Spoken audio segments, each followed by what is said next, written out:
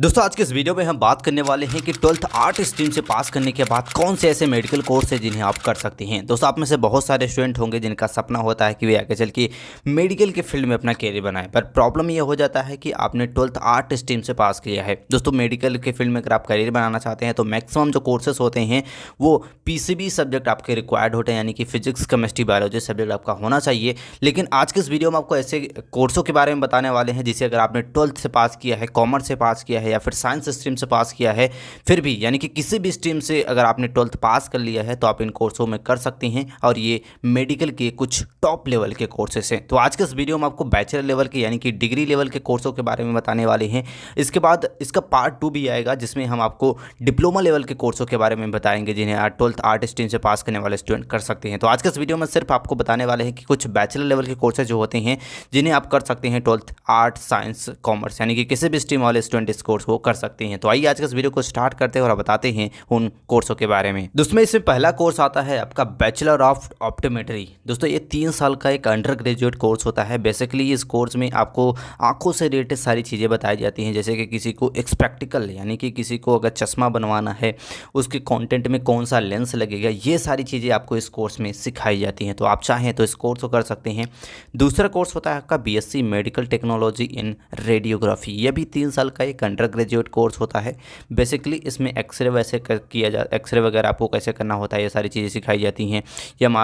MRI, इसके बाद CT scan कैसे किया जाता है, ये सारी टेक्निकल जो इक्विपमेंट्स होते हैं उसे चलाने के लिए आपको ये सारी चीज़ें इसमें कोर्स में बेसिकली सिखाई जाती है।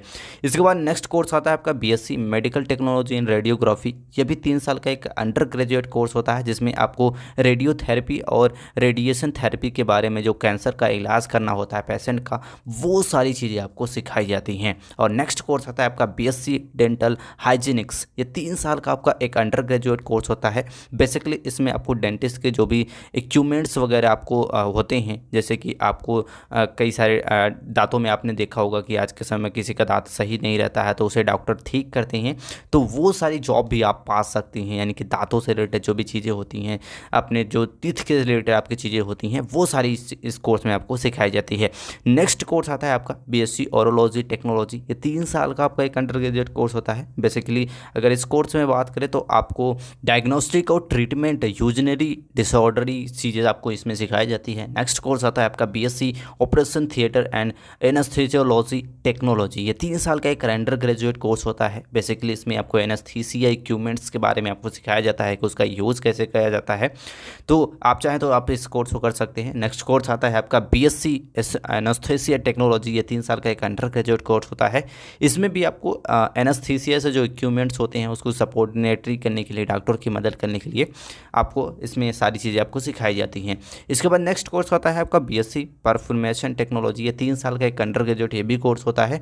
और इसमें बात किया जाए तो मैक्सिमम ऑफ असिस्टरी of refusing and maintain the equipment during surgery procedure, यानी कि सर्जरी के दौरान आपको जो क्या सारी चीज़ें की ज़रूरत पड़ती है डॉक्टरों की, उसमें मदद करने के लिए आपको जो भी सिस्टम्स वहाँ पे किए जाते हैं, सारी चीज़ें जो भी होती हैं वो उसको हैंडल करने के लिए, उसे देखने के लिए आपको वहाँ पे कार्य किया जाता है और ये सारी चीज़ें आपको कोर्स में सिखाई जाती हैं। नेक्स्ट आता है आपका BSc न्यूरिकल मेडिसिन टेक्नोलॉजी। ये 3 साल का अंडर ग्रेजुएट कोर्स होता है। बेसिकली आपको इसमें मेंटेन द इक्विपमेंट्स रिज्यूनिंग पार्ट में पेशेंट्स ड्यूरिंग द प्रोसीड्यूर, यानी कि कीप रिकॉर्डिंग, यानी कि जो भी पेशेंट्स आते हैं हॉस्पिटल्स में उनका रिकॉर्ड्स रखना, उन पे कौन सा बीमारी हुई थी, उसका इलाज जो हुआ था, उन पे जो भी उस पर खर्चा आया था, ये सारी जो चीज़ें को मेंटेनेंस करना होता है, ये सारी चीज़ें आपको इस कोर्स में सीखनी होती है। नेक्स्ट आता है आपका BSc न्यूरो मेंटेनिंग टेक्नोलॉजी। ये 3 साल का एक अंडर ग्रेजुएट कोर्स होता है। इसमें आपको साइन एंड टेस्टिंग करनी होती है ब्रेन की। इसके साथ साथ आपको operating the room of reducing surgery compression, तो ये सारी चीज़ें भी आपको इसमें करनी होती है। नेक्स्ट कोर्स आता है आपका BSc स्लीप लेबोरेटरीज टेक्नोलॉजी। ये 3 साल का एक अंडर ग्रेजुएट कोर्स होता है जिसमें आपको यूजिंग ऑफ वैटरी of test and method diagnostic and treat sleep disorder, यानी कि जैसे कई सारे लोगों को ऐसा होता है कि उन्हें स्लीप में काफ़ी प्रॉब्लम होती है, उन्हें नींद वगैरह नहीं आती है, तो ये एक न्यूरो माइंडेड होते हैं जो लोग दिमाग को सारी चीज़ें रिसर्च करते हैं कि उन्हें नींद वगैरह क्यों नहीं आ रही है, तो उसमें आपको इसमें मास्टर आपको बनाई जाती है। नेक्स्ट कोर्स आता है BSc रेडियोग्राफी टेक्नोलॉजी। ये 3 साल का एक अंडर ग्रेजुएट कोर्स होता है जिसमें आपको एक्सरे मशीन को ऑपरेट करना, इसके बाद कई सारे और चीज़ें एक्सरे से रिलेटेड आपको इसमें सिखाई जाती है। नेक्स्ट कोर्स आता है BSc इन रिपेरेटरी थेरेपी, ये 3 साल का भी एक अंडर ग्रेजुएट कोर्स होता है। मैक्सिमम जो इसमें कोर्सेज हैं वो 3 से साल होते हैं। बात करते हैं इस कोर्स के बारे में, तो इसमें आपको performing test that use diagnostic and treat breathing and कॉर्डिनेशनरी डिसऑर्डर। जैसे कि कई लोगों को होता है कि उन्हें एनेस्थीसिया जैसी प्रॉब्लम हो जाती है, जैसे उन्हें सांस लेने में कोई तकलीफ़ वगैरह होती है, तो ये सारी चीज़ें करने के लिए इसमें आपको सारी चीज़ें सिखाई जाती हैं कि इसका इलाज वगैरह कैसे करते हैं।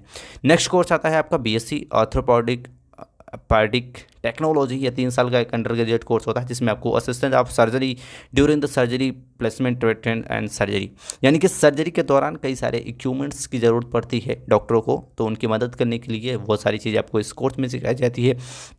नेक्स्ट कोर्स आता है आपका बैचलर ऑफ डिग्री एंड डायलिस्टिक्स टेक्नोलॉजीज टेक्नीशियंस। इस कोर्स भी आपका 3 साल का होता है। इसमें आपको हैंडलिंग द डायग्नोस्टिक्स मशीन्स, यानी कि जो बड़ी बड़ी मशीनें होती हैं जो मैक्सिमम जो थेरेपीज के दौरान काम में आती हैं, सर्जरी के दौरान काम में आती हैं, उसको हैंडल करना होता है। इसके साथ साथ आता है कि बैचलर ऑफ फिजियोथेरेपी आप कर सकते हैं, जो कि 4 से 5 साल का आपका कोर्स होता है, एक अंडर ग्रेजुएट कोर्स होता है।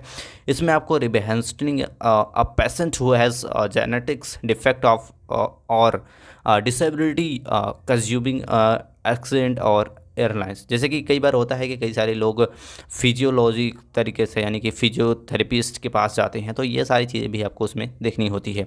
नेक्स्ट कोर्स आता है का बीएससी ऑटोमेटिक टेक्नोलॉजी। ये 3 साल का एक अंडर ग्रेजुएट कोर्स होता है, जिसमें आपको taking histories performing of test and preparing patient and doctor visit, यानी कि डॉक्टर पे जो ऑप्टिमाइजेशन टेक्नोलॉजीज के बारे में बेसिकली आपको सिखाई जाती है। नेक्स्ट कोर्स आता है आपका जो आखिरी कोर्स होता है वो होता है आपका BSc in neurography and yogic science. यह भी आपका 4 से 5 साल का कोर्स होता है। बेसिकली इसमें आपको सारी चीज़ें मेडिसिन और ट्रीटमेंट के बारे में आपको सिखाई जाती है। दोस्तों, अगर आप इन कोर्सों में से कोई भी कोर्स के बारे में डिटेल्स में जानना चाहते हैं तो कमेंट करके हमें बता सकती हैं। हम आपको पूरी डिटेल्स में बता देंगे कि इस कोर्स में क्या क्या करना होता है, एडमिशन कैसे मिलता है और कोर्स में बेसिकली आपको क्या क्या करना होता है। कई सारे कोर्सों के बारे में आप समझ नहीं पाएंगे कि इसमें क्या करना होता है, तो हमें कमेंट करके बता सकते हैं। आई होप आज की जानकारी आपको अच्छी लगी होगी और आप समझ गए होंगे कि 12th आर्ट स्ट्रीम से पास करने के बाद कौन से साइंस स्ट्रीम के सबसे बेस्ट कोर्स हैं जिन्हें आप कर सकते हैं।